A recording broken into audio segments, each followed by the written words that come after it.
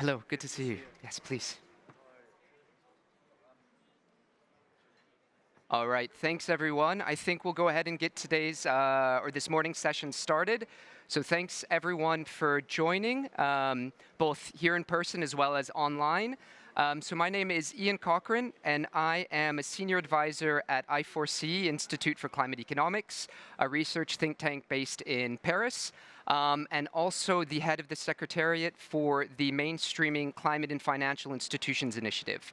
And I have been invited here, and of course, many thanks to Finance in Common for the invitation to moderate today's session, which I'm really am excited for, as we're going to be hearing about what has been going on over the last year within the Finance in Common process, as well as hearing from the different thematic working groups in our panel who will be telling us about the work moving forward into 2022. So today's session is going to be structured in two parts. We're going to first be hearing from Mr. Remy Rioux and Mr. George da Silva, and I'll introduce them fully in a second right before they speak. And then we'll be having a panel discussion again with representatives from a number of the institutions involved in the thematic areas of the Finance in Common broader process. And just before we get started, I want to say a couple of words of introduction. I mean, I'm here to moderate, but also in some sense to represent the CSO perspective. And I'm really happy to see both the Finance in Common process moving forward, but also be able to be here. And I think, as we heard yesterday in the opening statements from the world leaders, this is definitely a COP not just about commitments, but a COP about talking about progress and then how we're going to move forward in some sense as quickly as possible. So I think Finance in Common, given the importance of the development bank community within both the 100 billion, within Article 2.1c, and in some sense the alignment and transformation of our economies and societies, it's really great to be able to be here to hear about, again, what's been done, and again, really that vision of moving forward in a transparent and very much open fashion. So I'll leave my introduction there, and I'll now like to invite Mr. Remy Rioux, with who I think there's three titles I need to do on this one. So CEO, of course, of the French Development Agency, chair of the IDFC, as well as the president of Finance in Common. So, Mr. Rioux, the floor is yours. Thank you, Ian. I hope you hear me well. It's a great pleasure to be with you this morning. COP is alive. Many people in the place. Difficulties to come in. That's very good news. I think one of the most important results of Glasgow is to protect the COP framework, and I think this is already a success. We know the US are back, Russia, Turkey, now they are fully on board, and we see in the atmosphere that people are happy to join forces, be back again, and of course all the announcements that were made by leaders at the G20 this weekend and yesterday and today for the plenaries, I think are also extremely good news that demonstrate that we still want to find a global and collective solution. And of course, within this framework, we need to have as strong as possible an expression of ambition by the parties. And what I got from yesterday is that we see all countries converging on the carbon neutrality by mid-century. So the long-term perspective now is clarifying, including from very important emerging markets. Mm-hmm. I heard from Vietnam, I heard from India, and heard from many others. And now the question is, of course, since we know somehow the end of this game, We have to speed up, we have to accelerate, we have to create trust enough to have ambitious short-term plans, investment plans, meaning the NDCs that are still insufficient. But with this perspective, I think over time we will be able to demonstrate we are accelerating. And sorry for these preliminary remarks, but it's just to explain that we need to bring comfort and solutions to the parties, meaning the governments, first and foremost, that set this perspective, but also all those that can help fight against climate change. And the role of public development banks, in my view, is absolutely key in this perspective. Because probably we were the first to hear the COP21 message. It resounded very loudly within AFD, for instance, but I think way more broadly speaking in the community. But in 2015, I think the community of public development banks was still too fragmented. And so the idea of finance in common is very, very simple. It's just to gather us all in our respective capacity to provide micro action solutions on the ground and create the macro framework, the macro position that help others to move forward. So the purpose of FICS is really, and I think the participants this morning clearly, and I thank them all, illustrate this, is to gather the different sub-coalitions, I think, that are forming FICS. So, of course, we turn to, we trust, we want a very strong multilateral action. And so the participation of the multilateral development banks within FICS is absolutely crucial. So I thank Nancy representing EIB. I'll come to you in the end. I thank Ron for IFAD, which is very nicely developing into a multilateral development bank. And others that joined the declaration last year to lead on this. I thank also IDFC members. So I think Ubaldo, I think, is here. So CAF will represent our club of 26 public development banks. I think Sergio Sushodolski is here. The CEO is not listening. The CEO of BDMG, the Brazilian bank of Minas Gerais, and the vice president of Alide.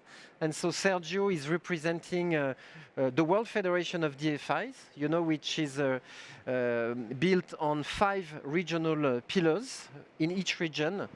Somehow the assembly of all the public banks when they find a place willing to cooperate. And I thank Søren, of course, who is representing a very important and specific community in the family, which is the DFIs. I mean, meaning these instruments that are dedicated to the financing of the private sector. And so you will share it with all of us. So the idea of finance in common is really to create this platform to exchange best practices and also to have a stronger voice in the global governance, not for ourselves, but to help. And so it's really an open initiative where the 530 now, this is the last results from the research that was made by University of Peking and AFD that we released in Rome for the second edition of the Finance in Common, meaning 2.5 probably trillion US dollar aggregated investments each year, meaning about between 10 and 15% of all investments worldwide that are public, that are following more and more Paris and SDGs. So this is the FICS coalition. But of course, FICS is a movement, and so it's a place where we welcome participants from the private sector, from private finance. You know, CSOs are part of the governance of FICS from the start, and that's extremely important. And of course, we turn to all other actors. In Rome, 2 weeks ago, we had the second edition of FICS. So I really want to thank Cassa Depositi I Prestiti, which hosted in partnership with IFAD. We had a first day devoted to agriculture, agroecology, agribusiness, food security, which is such a hot topic these days in Glasgow. So this is our contribution for this global priority. And the second day was more about the global architecture and what could be the place of PDBs. We made a communiqué. We issued a lot of reports at that time, demonstrating, I think, that the group is moving forward. Just a few elements. Of course, we know MDBs provided a very strong contribution since COP21 to climate finance, about $300 billion, if I'm right. And doing more probably in the coming days. IDFC, we announced in Rome that we have provided $1 trillion already, US dollar from 2015 on, and I hope we will do more. We are also making a lot of progress on the methodologies. That's TCFD. A lot of us now are reporting following TCFD guidelines, and from the start, public development banks and private finance are joining forces within the TNFD to invent the methodology for nature, investing in nature and be accountable to it. So it's an important step, I think, from TCFD to have a public-private partnership from the start to work on nature, and I see it as a result somehow of the place, the movement we have launched. DFIs on the collaborative, I think, for adaptation is also a very important initiative that was launched by the G7 foreign and development ministers last May. So, of course, doing way more with the private sector for adaptation. And I could mention a lot of other coalitions and initiatives, but colleagues will do it way better than I can. So maybe I stop here just to add that there will be next steps. I come back to Nancy. EIB with the African Development Bank have accepted to host the third edition of Finance in Common. So very important to see MDBs coming strongly within this framework, probably in Africa and next year, 2022. And part of the discussion, I think, will be about regional experiences. So Europe, Africa.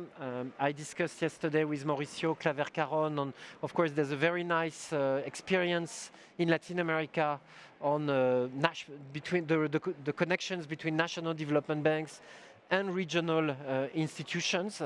And so next year we will further structure the Finance in Common movement, embarking fully, I think, the regional dimension of it, of course, in the process of clarifying the way we are working all together. So I stop here. Of course, international organizations like OECD are also signatories and part of the movement, and that's very important to have, I would say, third views, external views, challenging the group, because we can do more, we can do better. And OECD, of course, I thank Matthias Kormein, I thank Georges, have been from the start in Bali, I remember, participant to IDFC, to Finance in Common, and I'm sure you will say things and guide us in the next process, in the next years to come. Thanks a lot. Great. Thank you so much, Mr. Ryu. I don't know if you'll be able to stay, hopefully, for... I'll listen to you, Perfect. no problem. So I think that's... Thank you for the introduction and this overview of what the Finance in Common process has been doing. I think, again, as someone who's worked on kind of the role of public development banks within both kind of addressing climate change, but the broader sustainability challenges, I think we all know that there's going to be even more of a role for these institutions as we're going through a major moment when counter-cyclical investment and support is going to be needed the world over, and we're really seeing an intersection of a number of different crises, whether it's a climate or the COVID or water. You know, there's a lot of different crises that are all happening in some sense at once. So it's really great to see this initiative trying to connect all the dots and bring the pieces together to have a coherent conversation on the role to play and how to move forward collectively. George, I think from where you're sitting, of course, as a director of the Development Cooperation Directorate at the OECD, excuse me, lots of acronyms, it would be interesting to see how this fits within the broader conversation going on within the DCD and, of course, the OECD in general. So please, if you could say a few words from that point of view. Thank you, Jan. I think that you can hear me well. I would like to, first of all, to congratulate Rémi Ryu and the IDFC for this last 10 years. It's remarkable the role that IDFC has played, and I think that the Finance in Common Summit is really a process that is inspiring lots of organizations that are with us today, but also play an important role for the OECD, because we think that in a marketplace, because we are in a marketplace of development finance, we have an issue that is not just about mobilization. We have an issue that is not just about supply and demand. We have an issue regarding regulation. We have lots of bottlenecks that can only be fixed with structural reforms on the way we measure, on the way we track, on the way we monitor, and on the way we align all finance with the SDGs and also with the Paris Agreement. I think that the way OECD is working, it's quite complementary with the Finance in Common, especially because we have worked based on 3 pillars that I think have been quite helpful for Rémi and for all colleagues. One is on measurement. What you cannot measure, you cannot manage. And for many, many years, we were only measuring ODA, Official Development Assistance.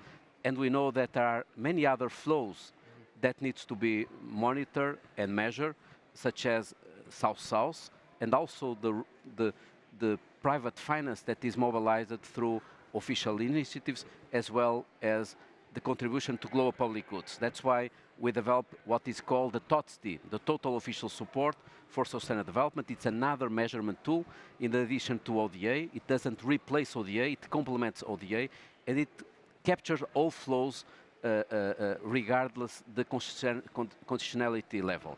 There is a second pillar that is about regulation, setting new norms, new standards to enable the context. We know that private sector, but also public sector require transparency, accountability, and that's why I think that work that we have done developing principles and guidance on blended finance was important to MDBs, to public development banks, to private sector.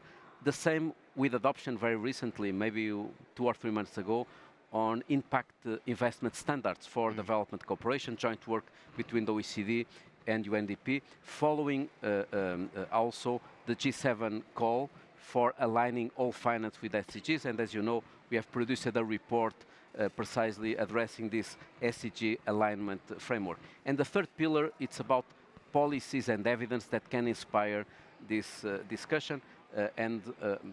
I will not bother you with a list of reports and analysis from the OECD, but I would say that the recent report that was issued by our Sec General on the 100 billion report, issued just a few weeks ago, and then last week with additional information, was important to show that in one hand we have missed the 100 billion. The 100 billion target was missed, but at the same time we know that based on the 2 scenarios that was presented by the OECD, we will reach the 100 billion latest by 2023. which shows that there is no room from complacency. We need to do more, but at the same time, we shall think on the longer term going beyond the 100 billion. But finally, before I enter, and I promise that I'll be short, I would like also to recall an important decision taken last week by the Development Assistance Committee. It's something that I've worked very closely with Rémi Riou and with many in this room today. We have an issue of misalignment between development cooperation and climate action. Fossil fuels represent just 1% of ODA, but they represent 50% of all order to energy. So clearly, it was important, it will be very important to stop the support to coal-fired power plants. And finally, after 2 years of analysis, discussions, negotiations, we got a deal last week at the DAC when donors committed to stop this year, 2021, any support to unabated coal through ODA, and also a long list of members committed to go beyond this and also setting very strict norms on using any sort of other fossil fuels beyond coal. So I would say that this role of the OECD, setting norms, holding each other to account, setting standards, I think it's very important to the finance in common process. And to conclude very shortly on the evidence that you have produced on the role of public development banks, because we have done some work with national development banks of Brazil, South Africa, and also with IDFC, and we concluded that there is some added value that public development banks play that has been overlooked for some years, and now it's quite central in the public debate. First, because these public development banks play a unique role in transforming infrastructure. They are very close to governments. They are very close to the reforms that governments put in place, and therefore their capacity to build markets in transition is quite unique. Second, the public development banks are very closely linked with the field, and we know that nothing will happen except if we focus on the role of local governments and national governments. We are in a COP, and we know that the COPs are very important. I'm a veteran of the COPs. I attended since '99 almost all COPs in different capacities. And we know that while we are thrilled by the COPs, we know that in practical terms, it's in the field that things happen. And I think that public development banks that are so close to the field, to grassroots, play a unique role. Finally, I would say that this requires some reforms and some change. We need to ensure that public development banks get strong mandates by their shareholders for mobilization and transformative climate action. Strong mandates are important, but they are not enough, so we need corporate scorecards be implemented through enhanced staff capacity, having shareholders right expectations on return, and I would say that this can only work if we work together. And I had a longer TPs. I'll stop here, but I think that the fact that the financing common managed to build an ecosystem is quite important, because what I've seen in the financing common is the capacity to link different constituencies that tend to operate in a fragmented and siloed base. So if I have to say something about the financing common, I would say the capacity that they've put in place to link different constituencies, different groups, and ensuring some coherence and coordination is remarkable, and you can count Rémi and colleagues on OECD to continue supporting you. Thank you. Thank you, George. Great, thank you so much, George. And I think for me, definitely heard a lot of the words that from a CSO perspective are important moving forward in terms of transparency, supporting that transition. And again, I think this focus on impact, because I think I was very struck yesterday by the UN Secretary General's words about, again, we need to move forward. It's about the impact. We don't necessarily, we need more commitments, but above all, we need more action. And again, bringing everyone together across the development finance community, but also from the CSO communities and others to actually track that and understand that is definitely going to be an important part of this moving forward. Well, thank you so much, Mr. Ryu and Mr. De Silva, for joining us today. I'm going to have to invite you to actually leave the panel now, the dais, as I am going to invite the next round of our session today up to the panel. So thank you so much. And while we're transitioning, I will now be standing for the remainder of the event, just so the panelists actually get to be the ones seated. So I'd like to invite up Nancy Seish, Chief Climate Change Specialist or Lead Expert at the EIB, European Investment Bank. And then Ms. Chiara Trabacchi, Climate Change Specialist as well, I think, Manager at the, sorry about that, at CDC Group. And then Mr. Ron Hartman, Director of Global Engagement, Partnership, and Resource Mobilization Division at IFAD. There I had it actually written on my piece of paper, sorry about that. And then Ms. Marie-Hélène Loison, or perhaps I'm sorry about that. Oh, she's online. And then we have Marie-Hélène Loison, Directrice Adjointe from the French Development Agency, who will be joining us virtually. I assume that Marie-Hélène is there. And then I'd also like to, of course, invite up Søren Andresen, CEO of the EDFI, not Alliance, Association. Yes, thank you. Sorry about that.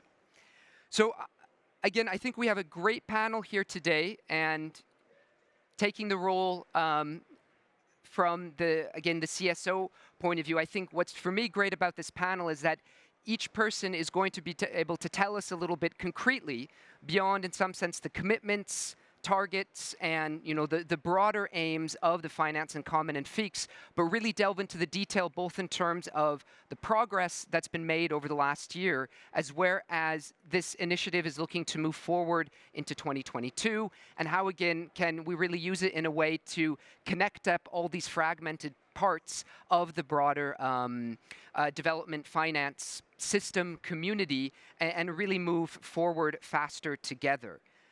And I think we have apologies from Ubaldo Alonzondo from CAF, who unfortunately seems to be stuck in security and not able to join us this morning. So I guess I will go ahead and perhaps start with you, Nancy.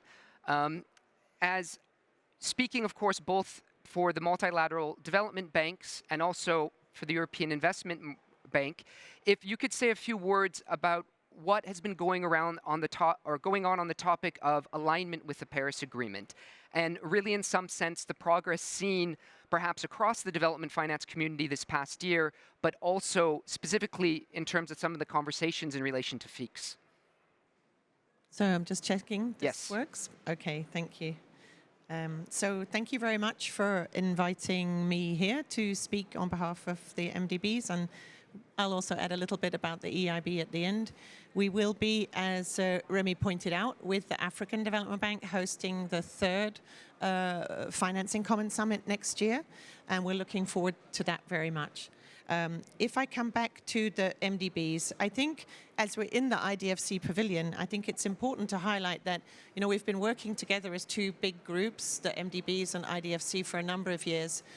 In fact, in 2015, in fact, we worked together with the OECD on the update of the Rio Markers approach for climate finance tracking, which was going on in 2015.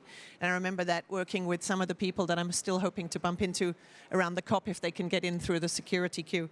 Then in 2017 and in 2018, we jointly committed with IDFC at the One Planet Summits to align all of our activities with the goals and principles of the Paris Agreement, because, of course, that was how we interpreted Article 2.1c, as being very, very important for public banks, not just for national budgets or, in fact, all financial flows being aligned with the goals. So, this was something that was obvious to us. And then the MDBs launched their 6 building block approach at Katowice. But also in Katowice, in fact, I was looking back and I remembered that we did a joint event with IDFC on the fact that we were going to review the common principles for mitigation finance tracking. And it took a little bit longer than we hoped.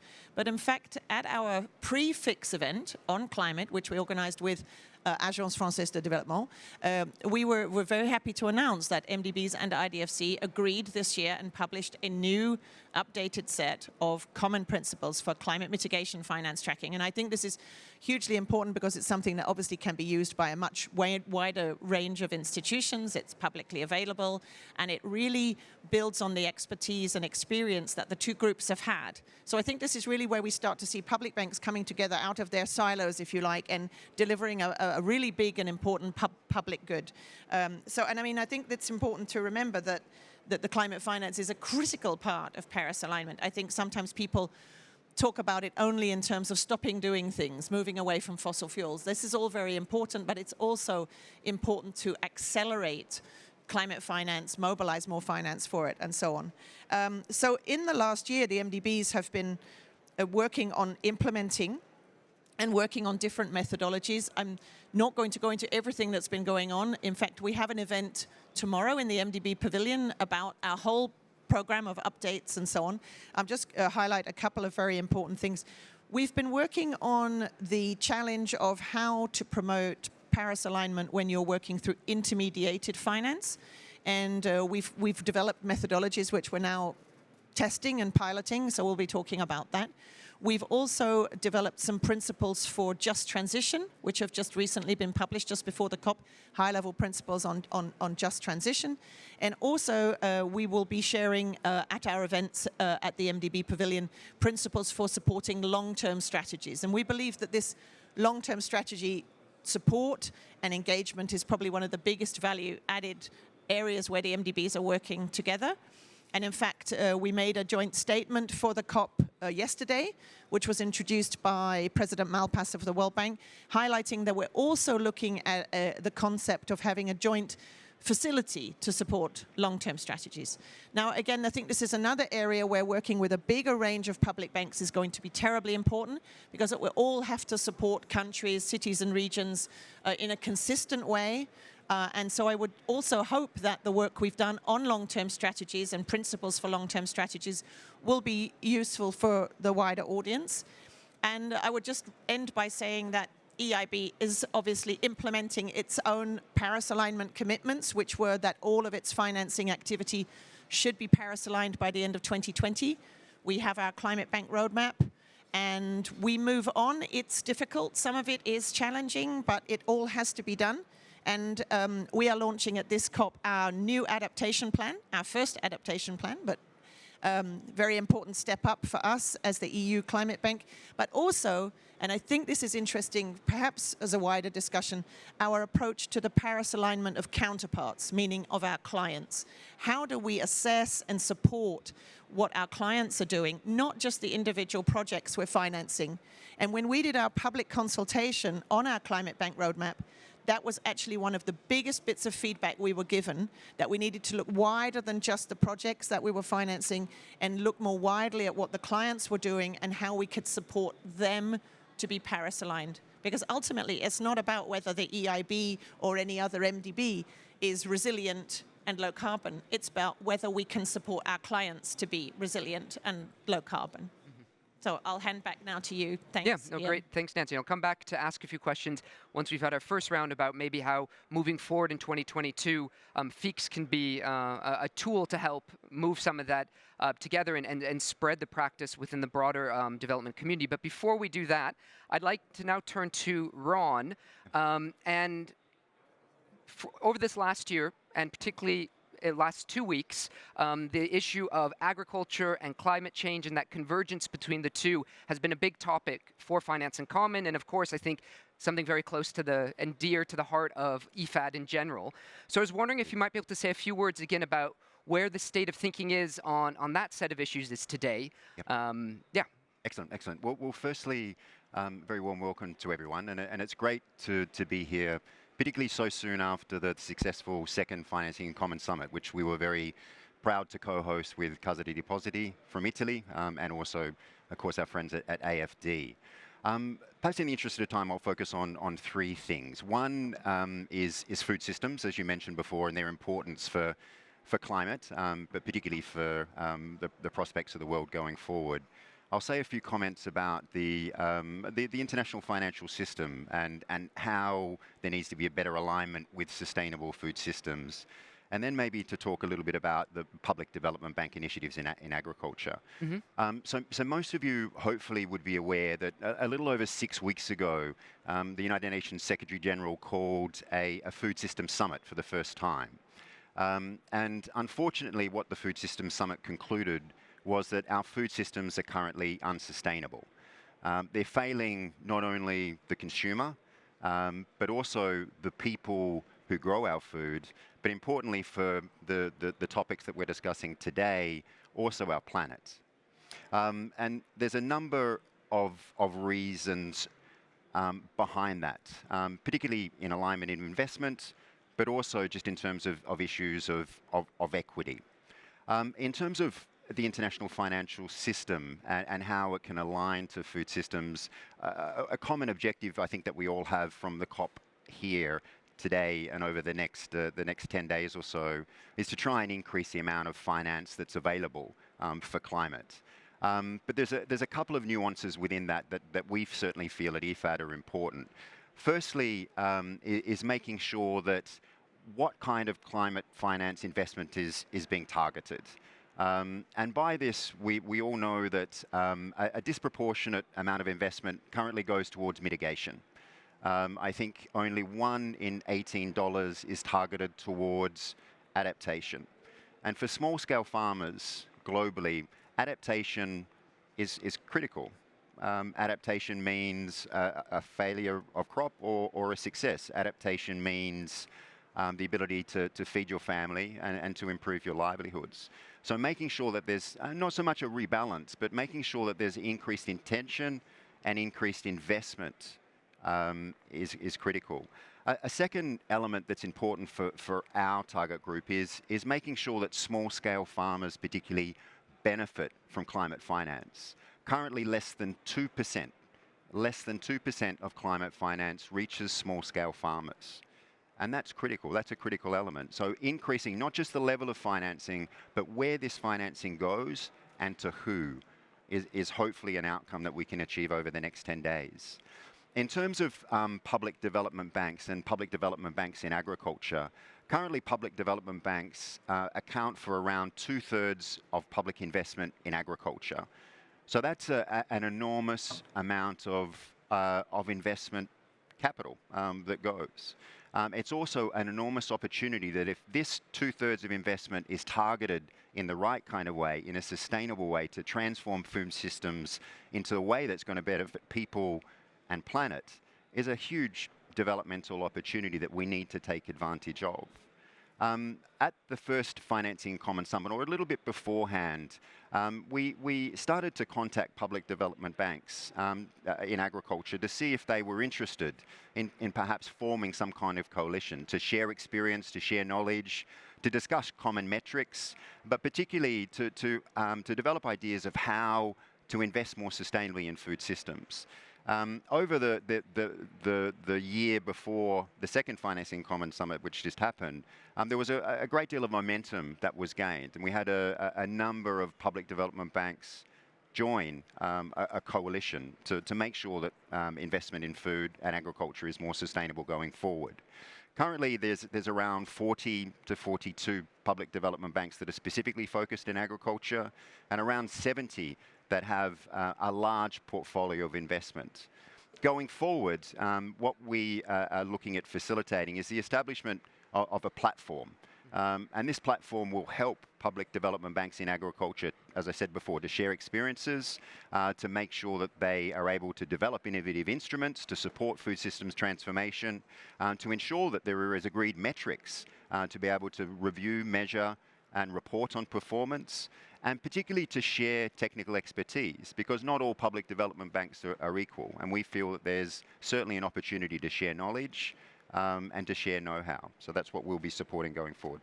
Okay, great. Thank you so much, Ron. And I think that definitely strikes on a number of issues, particularly on that sharing of expertise and capacity and experience between the institutions. As you say, not every institution can have a dedicated team on all of the different sustainability challenges moving forward.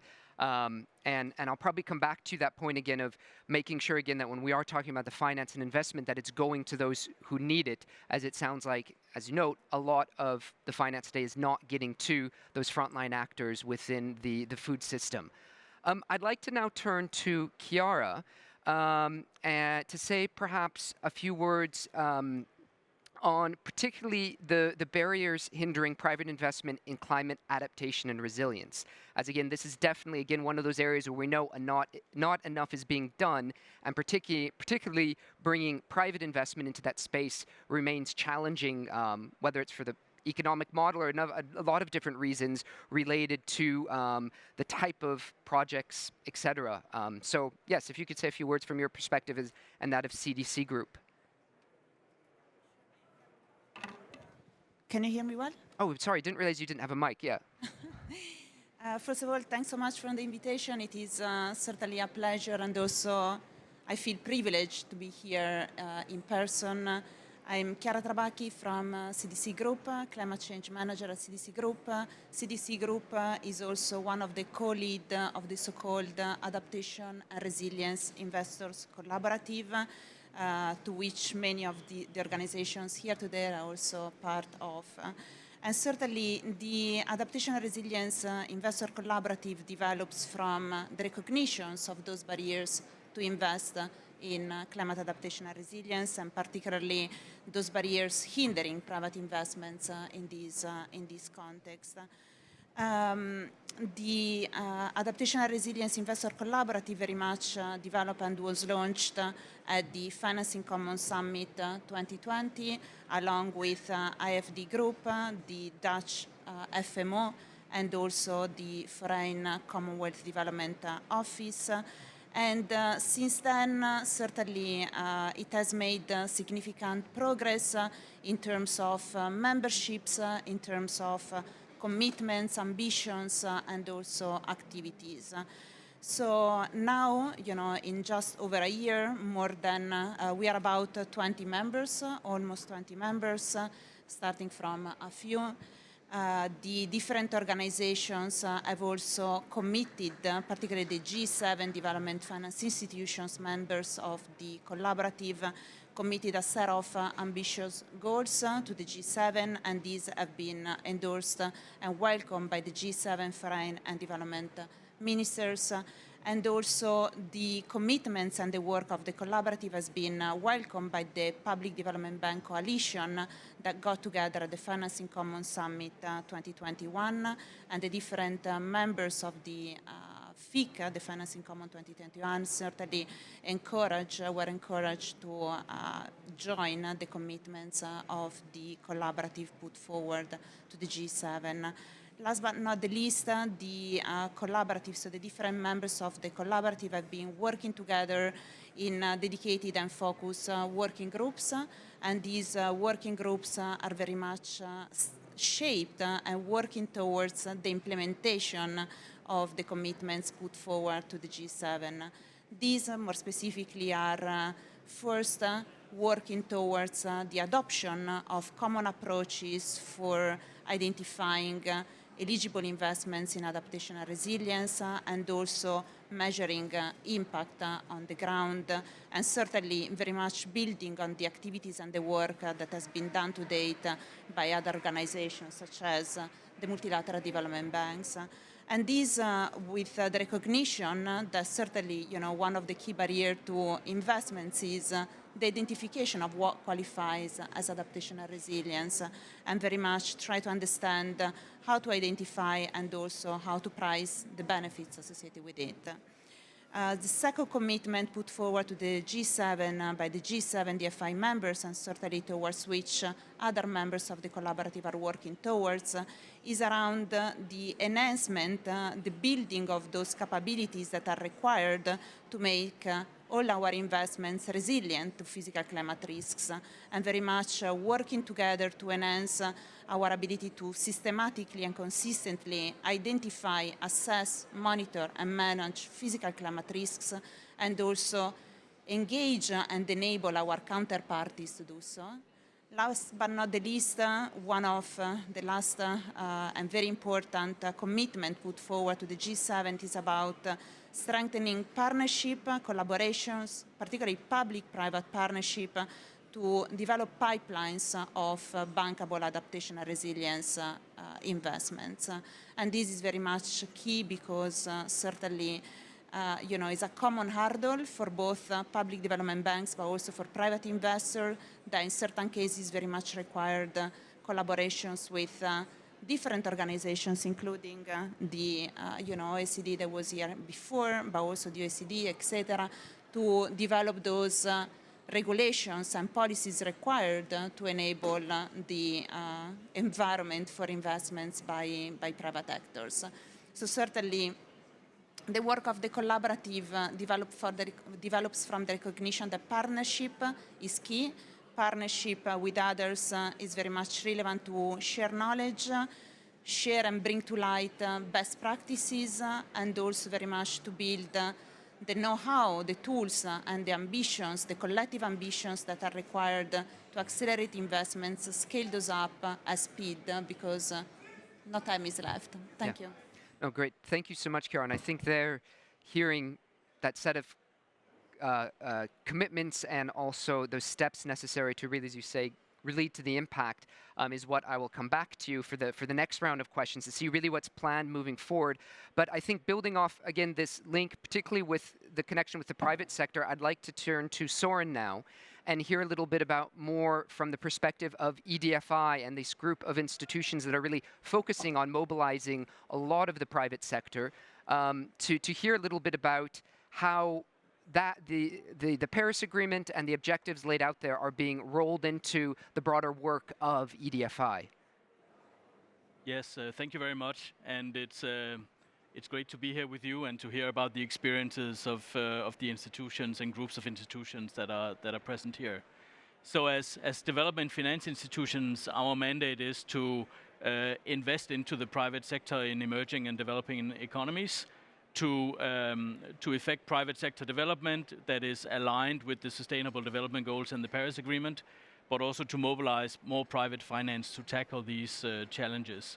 And we set out as a group of 15 European DFIs a framework for our climate and energy finance a year ago ahead of Finance in Common, where the institutions in our group committed to a net zero target at the portfolio level and to a path of aligning all the financing we do with the Paris Agreement.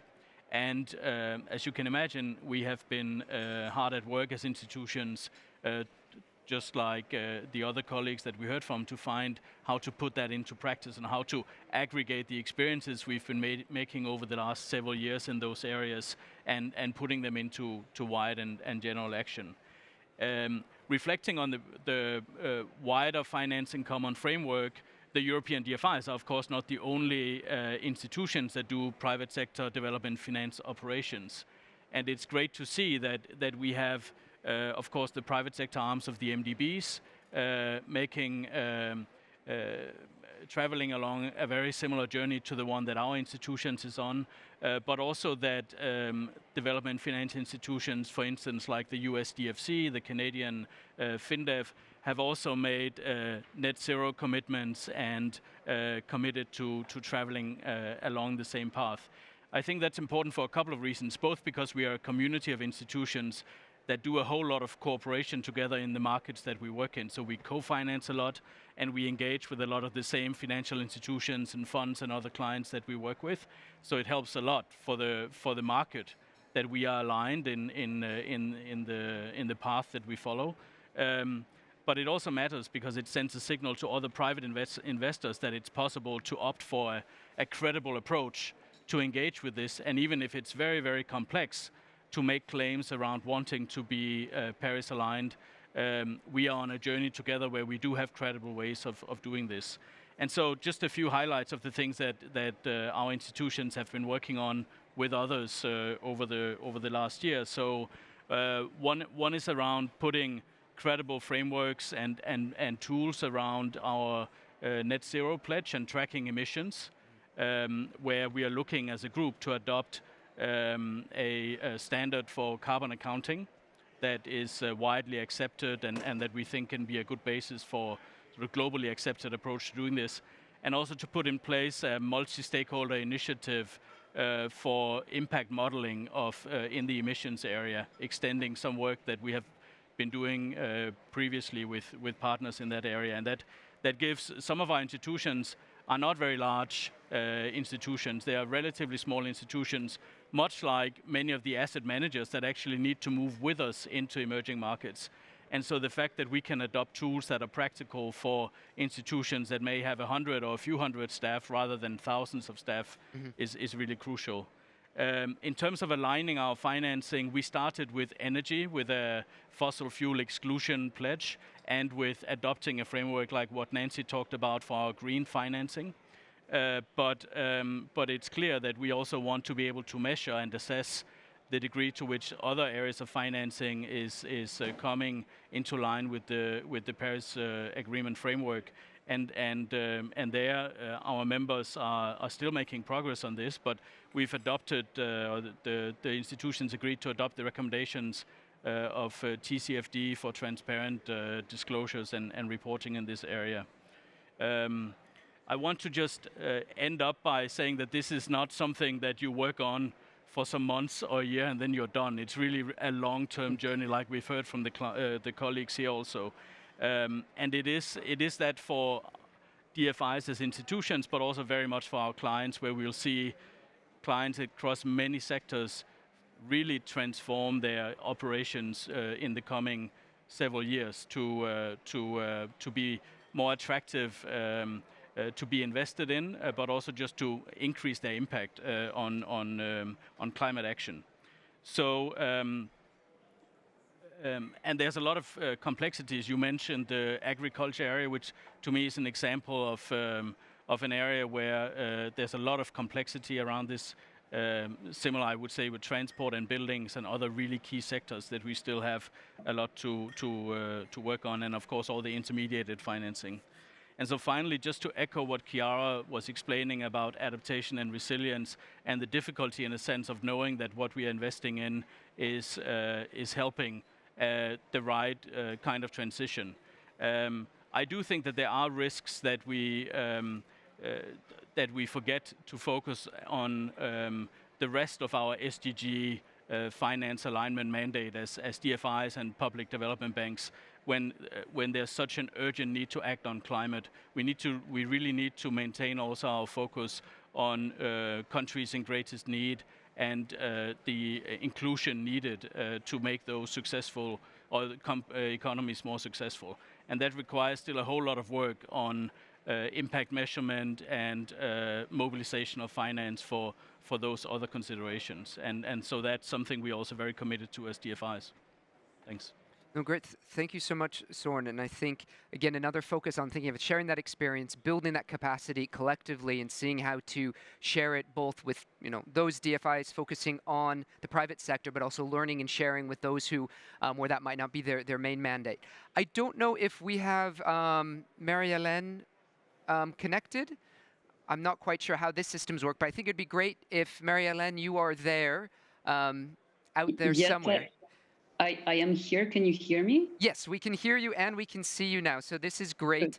And I think on this line of broadening this beyond just climate and the other sustainability challenges, it would be great to hear a little bit about what the FICS Water Coalition has been doing over the last year. And again, thinking a little bit about what might be coming next.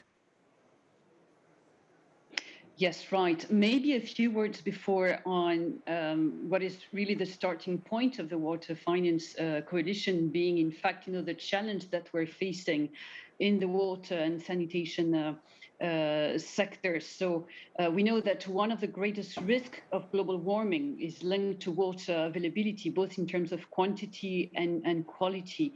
And that is a major threat for human lives and ecosystems. Just to give a few figures to go quickly, I know time is running, but more than 2 billion people lack access to safe water, and more than 4 billion people are still deprived of safely managed sanitation, with all the consequences that this has on health, gender equality, environment, and so forth. So we know there is a great need for more investments in those sectors to reach the SDG number 6. The World Bank estimates that the financing gap is $200 billion per year for universal and secured access to water and sanitation services. So the current levels are not at scale. They should be doubled at least. And the other area of concern is that a minor share of climate finance goes for water and sanitation investments, less than 3%, so very little. And the reason for that is because there is limited finance going to adaptation, as you said. And many times finance going to the water sector contributes to adaptation. So those two challenges are really linked. What we're doing at AFD is, in terms of objectives, is of course, as many said in the room, we are targeting that 100% of our activity is aligned with the Paris Agreement, and 50% of that activity should be climate finance, so contributing to either mitigation or adaptation. But we also have, of course, a specific target on adaptation because, as you said, too little is going for adaptation. So our target is also 30%, and also in terms of climate finance going to biodiversity. So what we do in the water and sanitation sector is really crucial to reach these targets. We're financing €1 billion per year in water and sanitation, and 70% of that is actually climate finance. And a large part of which also contributes to our adaptation targets and also to our biodiversity targets. So to maybe talk a little bit about the Water Finance Coalition, you've heard about the challenge that we're facing. And so this is typically a sector where we need to do more together, and where the role of public development PDBs, public development banks, could be enhanced. The reason for that is that the sector is both capital intensive and often not very attractive for private sector, even in blended schemes. So this is where PDBs have a role to play by providing patient capital, for example, but also by providing specific products and better terms and conditions for utilities and local governments. So that can be subsidies, it can be also non-financial products to prepare projects and help prepare business case. And also, and this is particularly important for the water sector, take part in governance dialogue and policy reform dialogue, because we know that one of the main bottleneck for more investment in the water sector is very often governance weaknesses and the need to improve the performance of the water service providers. So this is really at the heart of our strategy, and this is where there is really room for more collaboration among IFIs and also among international IFIs and local and national PDBs. So maybe to come more specifically on what the Water Finance Coalition is doing, during their first Finance in Common Summit, so that was a year ago, there was a call for actions to create a water finance coalition. And we did that together with the EIB and CAF and other institutions. And the role was really to help PDBs, as you said, in many other sectors, learn from each other and do more together, and also to find complementarities between different type of PDBs, for example, between international and local, and depending on the specific expertise that each PDBs has developed internally. So the goal is really to have PDBs do more in favor of water and sanitation, and also to mainstream water and sanitation in their strategy, especially with regards to what they do in favor of climate change and biodiversity. So what has been done since November 2020 is we have created the network.